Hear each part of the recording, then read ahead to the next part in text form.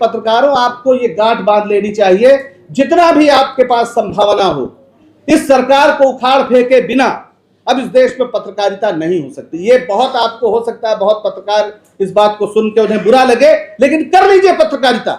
आज कार्टून बनाना इतना मुश्किल है कि एक के बाद एक फेसबुक पेज उड़ाए जा रहे हैं, किसी का ट्विटर अकाउंट उड़ाया जा रहा है। कोई सदियों तक कुछ नहीं बदलता और रातों रात सब बदल जाता है। ट्रंप जिस समय ईरान में गए थे, 48 घंटे के अंदर विक्ट्री डिक्लेयर करने के लिए गए थे, 1 महीने से ऊपर हो गया और आगे कहां तक जंग जाएगी कोई नहीं जानता। आप 107वें नंबर पर हैं, आपका मीडिया 151वें नंबर पे है। आप कैसे विश्व गुरु बन सकते हैं? बचपन में मगरमच्छ से खेलते थे, ये कहानियां अचानक कहां से आ गई? हमें बताया गया ना, इस तरह की तमाम कहानी की 56 इंची सीना है, ये तो कुछ भी कर सकते हैं, ये तो महामानव हैं। कल 1 अप्रैल था और आमतौर पर 1 अप्रैल को हम लोग अपने बचपन में अप्रैल फूल दिवस मनाते रहे, तमाम सारे लोग बेवकूफ़ बनाने की कोशिश करते रहे। कल शाम तक मैंने इंतज़ार किया कि कोई मुझे बेवकूफ़ बनाए और शाम को मेरे समझ में आया कि 365 दिन हम लगातार बेवकूफ़ बन ही रहे हैं, तो फिर हमें नया कौन बेवकूफ़ बनाता? कोई नहीं बनाता है। अब वो फैशन, वो पूरा का पूरा त्यौहार ख़त्म हो गया और हमारे देश की सबसे ऊंची गद्दी पर एक आदमी ऐसा बैठा हुआ है जिसे मजाक नहीं पसंद है, जिसे कार्टून नहीं पसंद है। मैं याद करता हूं जवाहरलाल नेहरू का वो फेमस आर्टिकल जिसमें वो कहते हैं, डोंट स्पेयर मी शंकर। और अगर आप गूगल करेंगे, किताबें ना भी ढूंढना चाहें, गूगल भी करेंगे, केवल शंकर के कार्टून्स में नेहरू को आप देख लीजिए। शंकर ने जितने कार्टून नेहरू के बनाए हैं, उन कार्टून्स को आप एक साथ देख लीजिए, आप 1964 तक के भारत को भी समझ जाएंगे और ये भी समझ जाएंगे कि नेहरू किस हद तक अपने कार्टून्स को बर्दाश्त करते थे और उनसे सीखकर अपनी चीजें बदलते भी थे। प्रॉब्लम यह है, पंकज भैया कह रहे थे कि ये सारे जितने प्लेटफॉर्म्स हैं सब कैपिटलिस्ट के हैं। हम जानते हैं, अखबार भी ज्यादातर कैपिटलिस्ट के रहे हैं, गरीब आदमी अखबार नहीं निकाल सकता। टीवी चैनल सारे रईसों के रहे हैं, ठीक है, लेकिन उसके बावजूद एक लिबरल डेमोक्रेसी में इन सब जगहों पर स्पेस थी कि आप सरकार की आलोचना कर सकें, आप कह सकें गलत को गलत। मतलब राजीव निगम क्या कर सकते हैं व्यंग करने के अलावा? और राजीव निगम अगर व्यंग नहीं करेंगे तो क्यों नहीं करेंगे और क्या करेंगे? यह सवाल एक बड़ा खड़ा होता है। मंजुल अगर कार्टून नहीं बनाएंगे तो और क्या बनाएंगे?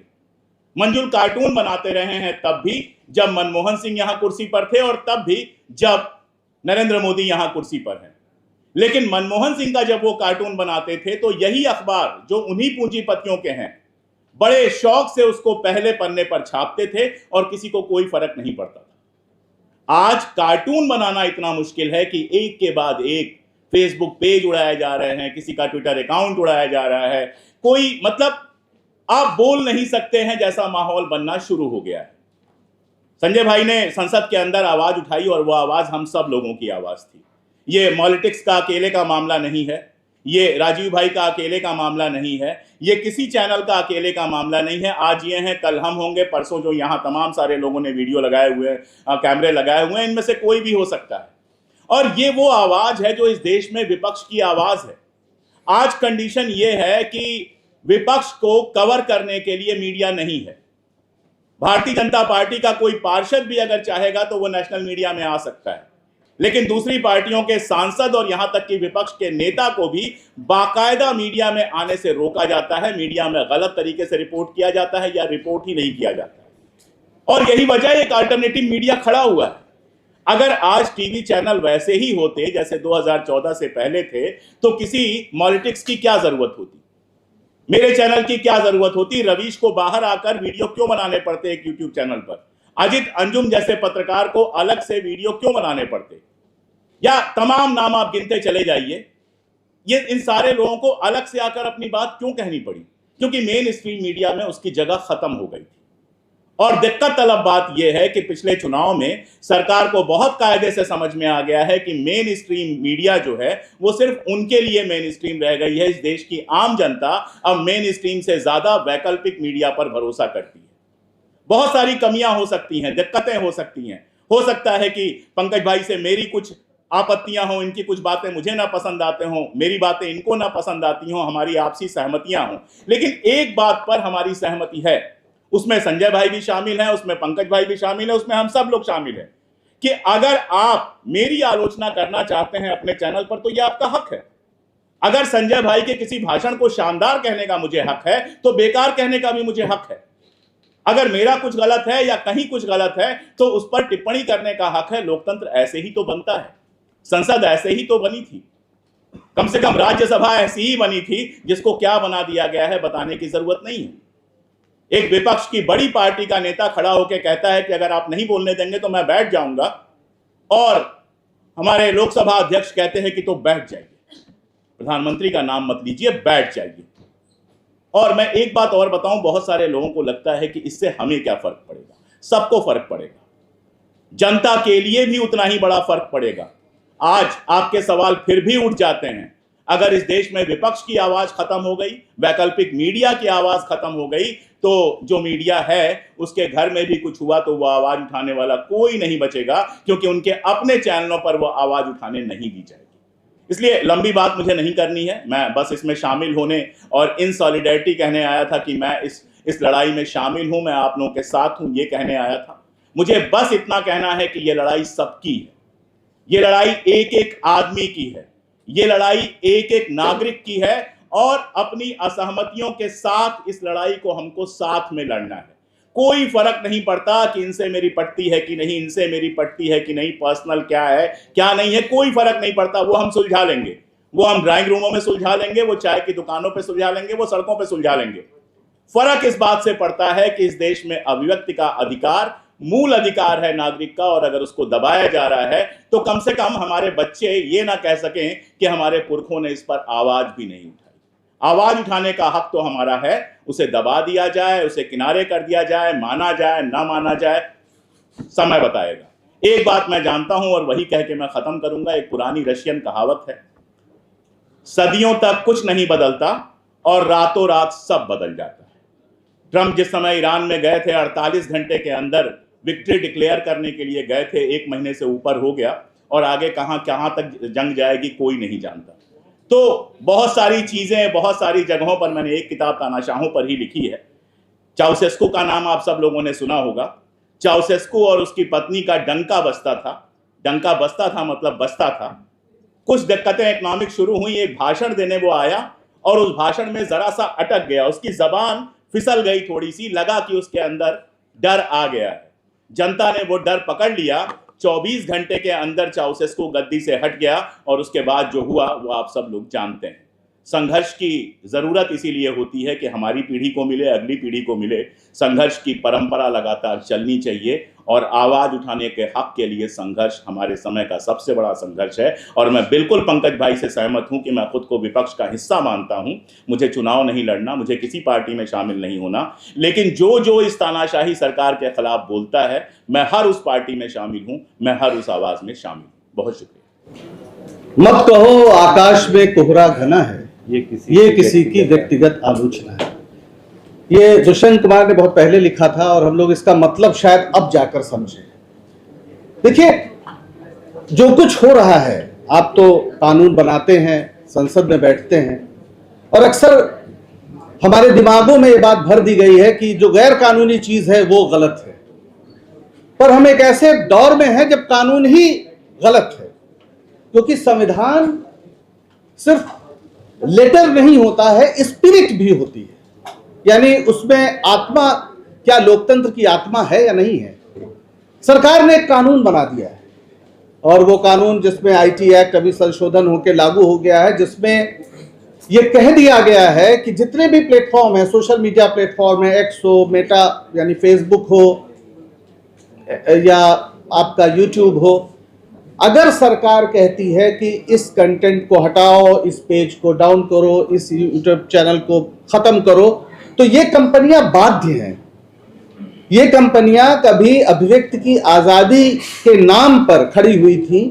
हालांकि ये धंधा है और व्यापारी है वो लोग, ऐसा नहीं है कि वो लोकतंत्र के पहरुए हैं, लेकिन चूंकि अभिव्यक्ति की आजादी या अभिव्यक्ति भी अपने आप में कारोबार है, कौन बेहतर तरीके से अभिव्यक्त करता है उसके लिए अच्छा मंच हो तो वो एक बिजनेस भी है।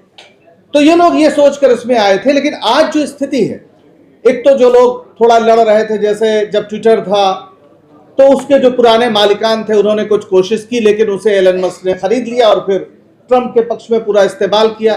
तो वहां पर एक अलग गंदगी चल रही है। दिक्कत क्या है कि भारत में हम लोग जो कभी तमाम मुख्य धारा मीडिया में काम करते थे, मैं अपना उदाहरण संक्षिप्त में ये आपको बताना चाहता हूं। मैं 2014 तक टीवी में लंबे समय तक रहा। 2015 में मैं वहां से निकाला गया। मैं IBN 7 का एसोसिएट एडिटर था, बर्खास्त किया गया, ये मुझे मेडल मिला।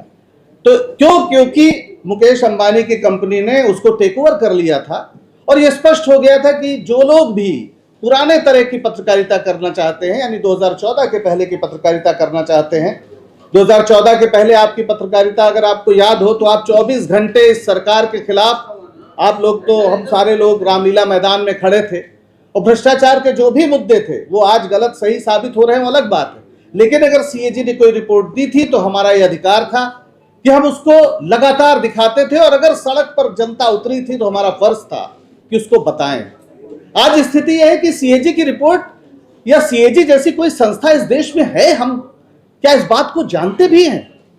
कोई रिपोर्ट नहीं आनी है, कोई सवाल नहीं उठना है। हम लोग उस पीढ़ी के लोग हैं। जब हमने देखा, संजय भाई से मेरी पहली मुलाकात हुई, मैं स्टार न्यूज में था, मुझे पता चला कि एक नौजवान नेता है सुल्तानपुर में जो विश्व हिंदू परिषद के त्रिशूल वितरण के खिलाफ गीता का वितरण कर रहा है लोगों के बीच में। पुरानी कहानी। तब ये आम आदमी पार्टी बनी भी नहीं थी, ये 2005 के आसपास की बात है भाई साहब, आपको याद ही होगा। मैं बनारस में था, OB वैन तब ट्रक टाइप होती थी, मैं भागा भागा वहां गया क्योंकि मुझे लगा ये गंभीर बात है।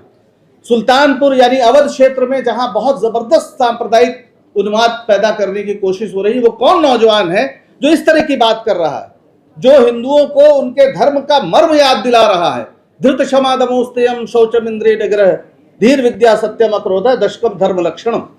इसमें कहीं क्रोध और उन्माद, नफरत, इस सब की कोई गुंजाइश नहीं है। तो कौन है वो व्यक्ति? और मैं वहां से भाग के गया और मैंने स्टोरी की कि वो है संजय सिंह। तो ये थी पत्रकारिता, जहां भी जनता की बात हो रही हो, जनता के बांट रहे थे मोहम्मद सफी। हाँ, मोहम्मद सफी गीता बांट रहे थे।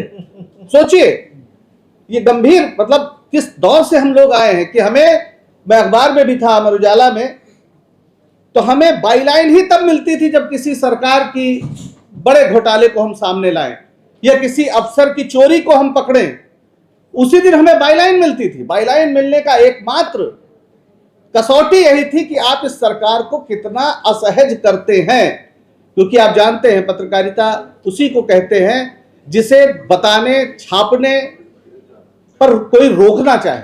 बाकी सब PR है, बाकी सब प्रचार है। पत्रकारिता वही है जिसे बताने से रोका जाए, और इस बात को सबसे ज्यादा अच्छे तरीके से कोई व्यक्ति समझता है तो वो है इस देश के प्रधानमंत्री नरेंद्र मोदी।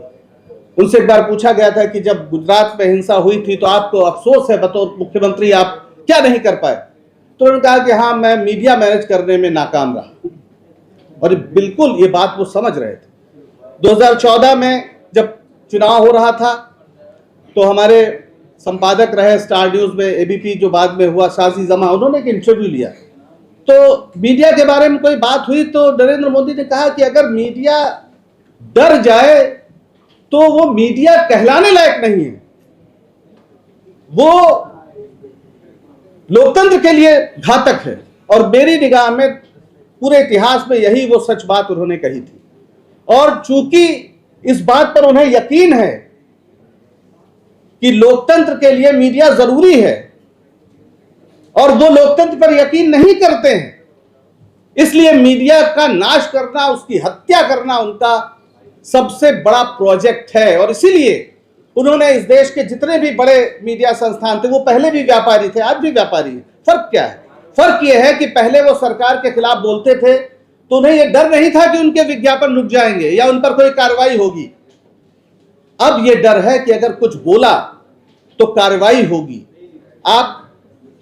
आपके खिलाफ कुछ भी हो सकता है।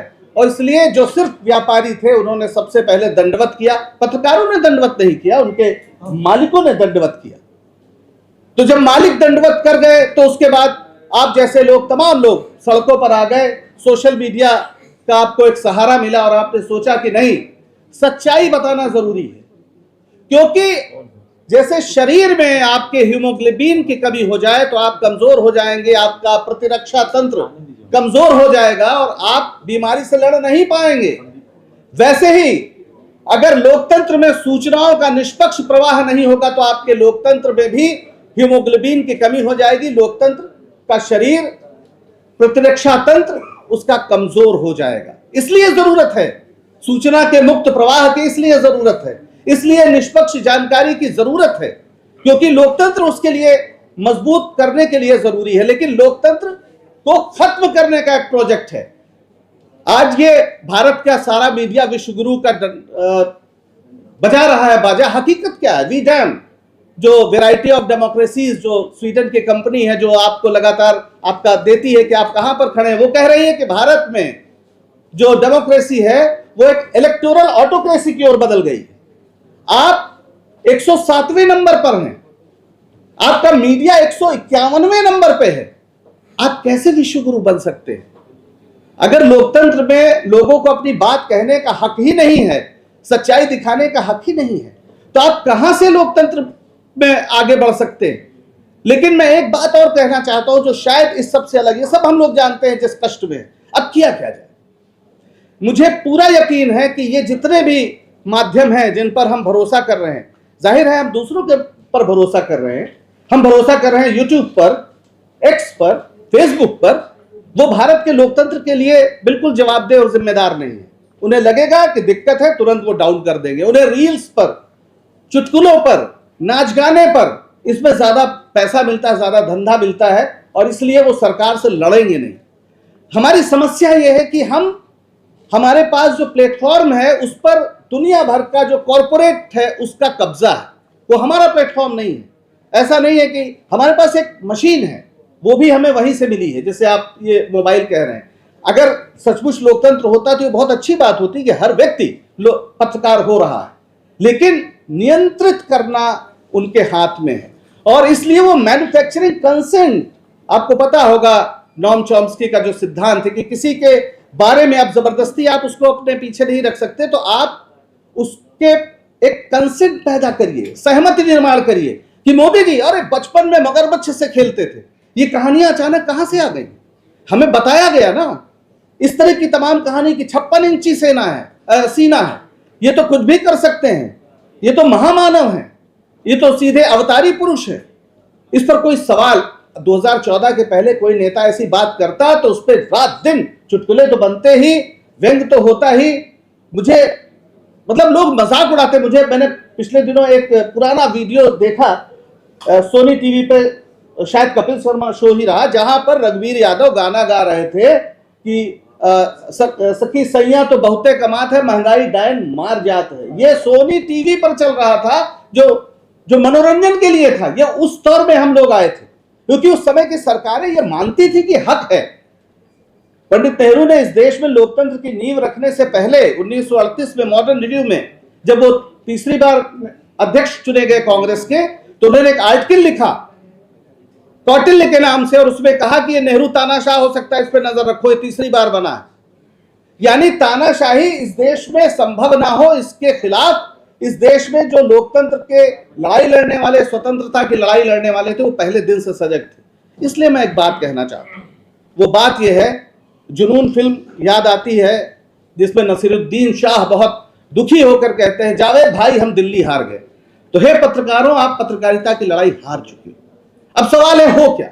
आप इसलिए हार चुके हो कि इस देश में लोकतंत्र की लड़ाई कमजोर पड़ गई है। पत्रकारिता आप तभी कर सकते हैं जब लोकतंत्र होगा, और इस देश की सत्ता ने तय कर लिया है कि उसे एक आदेश पालक समाज चाहिए, यानी जहां पर अगर आप जरा सा भी उसके खिलाफ बोले तो सीधे सीधे आपको देशद्रोही कहकर यूएपीए के तहत जेल में डाल दिया जाए, आप पर कोई भी आरोप लगाकर जेल में डाल दिया जाए। संजय भाई हो आए। तो आप सोचिए कि अब ये लड़ाई, जब हम विपक्ष की बात कहते हैं, विपक्ष के परिसर में केवल राजनीतिक दल नहीं होते।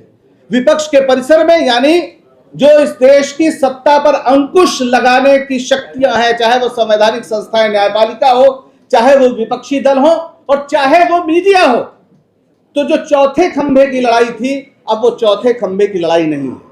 अब वो इस देश के एक बड़ी लड़ाई का हिस्सा बने। यानी जब तक आप लोकतंत्र को रिस्टोर नहीं कर पाएंगे, तब तक आप अपनी पत्रकारिता नहीं कर सकते हैं।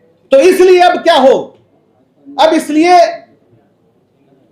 सिर्फ मैं बहुत गंभीरता से बात कहना चाहता हूं। पत्रकारों को बड़ी आसानी से कह दिया जाता है, संजय भाई, बड़ी आसानी से पत्रकारिता को कह दिया जाता है कि इनका राजनीति से कोई लेना देना नहीं, इनका सरकारों से कोई लेना देना नहीं। लेकिन जब देश की संप्रभुता गुलामी का खतरा हो जाए, जब इस देश की संप्रभुता गिरवी हो जाए, जब इस देश की आजादी पर खतरा हो जाए, लोकतंत्र पर खतरा हो जाए, तो हमें यह सीमा रेखा लांघनी होगी। हमारे सबसे बड़े आदर्श गणेश शंकर विद्यार्थी हैं। गणेश शंकर विद्यार्थी क्या थे? प्रताप अखबार कानपुर में चलाते थे, गांधी जी के भी प्रिय थे और भगत सिंह उनके यहां काम करते थे। वो निष्पक्ष नहीं थे, वो उपनिवेशवाद के खिलाफ संघर्ष के अगुआ सिपाही थे। और 1930 में जब नमक आंदोलन चला तो कांग्रेस के यूपी संयुक्त प्रांत उस समय था, उसके डिक्टेटर थे, यानी अध्यक्ष थे। मेरा यह कहना है कि अब पत्रकारों, आपको यह गांठ बांध लेनी चाहिए, जितना भी आपके पास संभावना हो, इस सरकार को उखाड़ फेंके बिना अब इस देश में पत्रकारिता नहीं हो सकती। ये बहुत आपको हो सकता है बहुत पत्रकार इस बात को सुन के उन्हें बुरा लगे, लेकिन कर लीजिए पत्रकारिता। नहीं कर पाएंगे क्योंकि ये सरकार ने तय कर लिया है कि नमक और रोटी खा रहे हैं, ये खबर भी अगर जो मध्याह्न भोजन की खबर दिखाओगे तो जेल जाओगे, जैसा उत्तर प्रदेश में हुआ मिर्जापुर में, और उस नौजवान की बाद में जान चली गई। हो सकता है वो इलाज ना करा पाया हो। किन तनावों में नौजवान काम कर रहे हैं। पवन जायसवाल, उसने यही बताया था कि नमक और रोटी दी जा रही है और मध्याह्न भोजन में घोटाला हो रहा है। ये जो हिंदू हृदय सम्राट अपने को बोलते हैं, पवन जायसवाल भी हिंदू ही था ना, उसके पिता भी हिंदू थे, मां भी हिंदू थी, उसके बच्चे भी हिंदू ही हैं, अनाथ हो गए। तो मैं आज ये कहना चाहता हूं कि अगर आप पत्रकारिता कर पा रहे हैं, आपको कोई चिंता नहीं है, आपको लग रहा तो आपको मुबारक। लेकिन अगर आपको लग रहा है कि पत्रकारिता नहीं हो पा रही है, पत्रकारिता की तमाम संभावनाओं का नाश कर दिया गया है, तो अब हमें विपक्ष के साथ मूल्य आधारित एकता बनानी होगी और खुद को मानना होगा कि हम विपक्ष के परिसर के एक हिस्से हैं। इस देश में लोकतंत्र की लड़ाई में हमें शामिल होना होगा। है नहीं शमशीर अपने हाथ में तो क्या हुआ, हम कलम से ही करेंगे कातिलों के सर कलम। बहुत बहुत धन्यवाद। खबरों में बने रहने के लिए फोरम 4 को सब्सक्राइब करें और नोटिफिकेशन पाने के लिए बेल आइकन दबाएं।